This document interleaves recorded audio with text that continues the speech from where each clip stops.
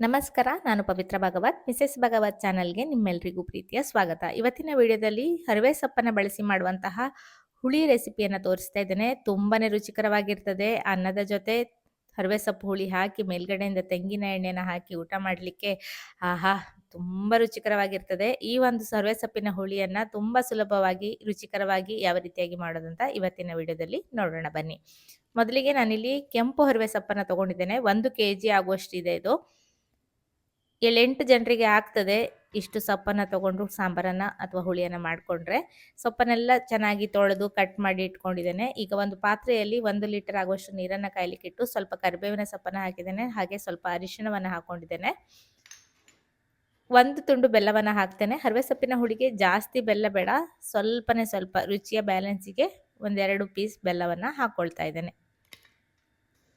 ನೀರು ಚೆನ್ನಾಗಿ ಕುದಿ ಬಂದ ನಂತರ ಕಟ್ ಮಾಡಿಟ್ಟಿರುವಂತಹ ಹರವೆ ಸೊಪ್ಪನ್ನು ಹಾಕ್ಕೊಳ್ತಾ ಇದ್ದೇನೆ. ಈಗಾಗಲೇ ಹಲವಾರು ವಿಧಾನದಲ್ಲಿ ಮಾಡುವಂತಹ ಹಲವಾರು ಬಗೆಯ ಸಾಂಬಾರ್ ರೆಸಿಪಿಗಳನ್ನು ನಾನು ಶೇರ್ ಮಾಡಿದ್ದೇನೆ. ಹುಳಿ, ಸಾರು, ಸಾಂಬಾರು, ಚಟ್ನಿ, ತಂಬಳಿ ಎಲ್ಲ ರೆಸಿಪಿಗಳು ನನ್ನ ಚಾನಲಲ್ಲಿ ಇದೆ. ಹಾಗೆ ಸ್ವೀಟ್ ರೆಸಿಪಿ, ಸ್ನ್ಯಾಕ್ಸ್ ರೆಸಿಪಿ ನಿಮಗೆ ಯಾವುದು ಬೇಕಾದರೂ ಇದೆ.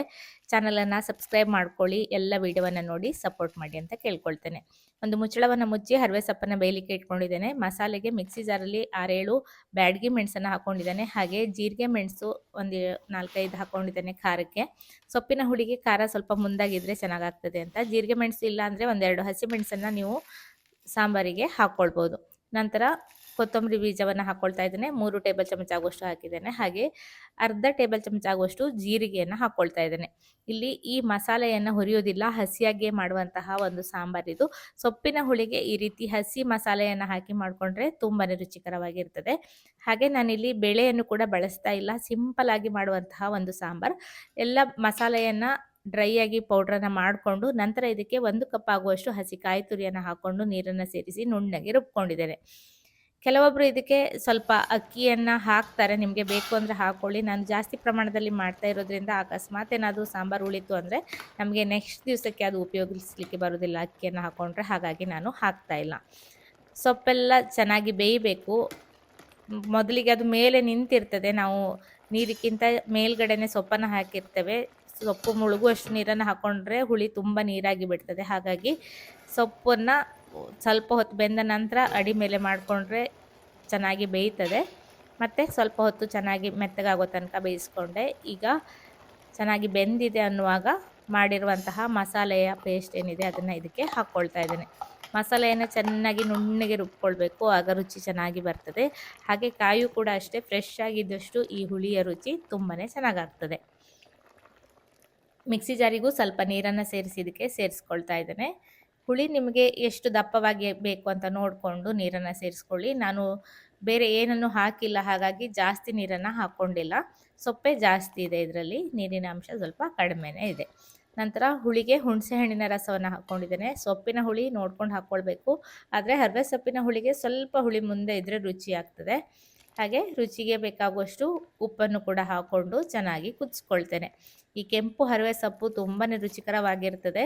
ಪ್ರತಿ ವರ್ಷ ನಾವು ಮನೆಯಲ್ಲಿ ಹಾಕ್ತೇವೆ, ಇನ್ನೂ ಹಾಕಿ ಆಗಿಲ್ಲ. ಮಳೆಗಾಲ ಈಗ ಕಡಿಮೆ ಆಗಿದ್ದಷ್ಟೇ ಅಲ್ವಾ, ಇನ್ನೂ ಹಾಕಬೇಕು.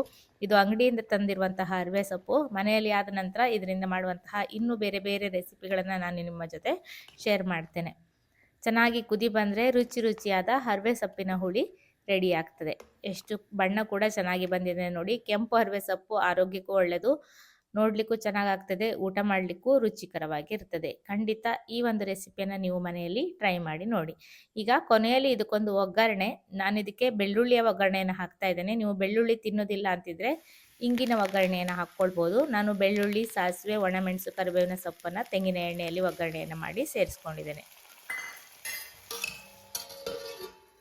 ರುಚಿಯಾದ ಹರವೆ ಸೊಪ್ಪಿನ ಹುಳಿಯನ್ನು ಕೆಂಪಕ್ಕಿ ಅನ್ನದ ಜೊತೆ ನಾನು ಸರ್ವ್ ಮಾಡ್ತಾ ಇದ್ದೇನೆ. ಮೇಲ್ಗಡೆಯಿಂದ ತೆಂಗಿನ ಎಣ್ಣೆಯನ್ನು ಹಾಕ್ಕೊಂಡು ಹಪ್ಪಳದ ಜೊತೆ ಊಟ ಮಾಡ್ತಾ ಇದ್ರೆ ಆಹಾ, ಎಷ್ಟು ಚೆನ್ನಾಗಾಗ್ತದೆ. ಖಂಡಿತ ಟ್ರೈ ಮಾಡಿ ನೋಡಿ. ಇವತ್ತಿನ ರೆಸಿಪಿ ಇಷ್ಟ ಆದರೆ ಒಂದು ಲೈಕ್ ಮಾಡಿ, ಶೇರ್ ಮಾಡಿ, ಹಾಗೆ ಹೈಪನ್ನು ಪ್ರೆಸ್ ಮಾಡೋದನ್ನು ಕೂಡ ಮರಿಬೇಡಿ.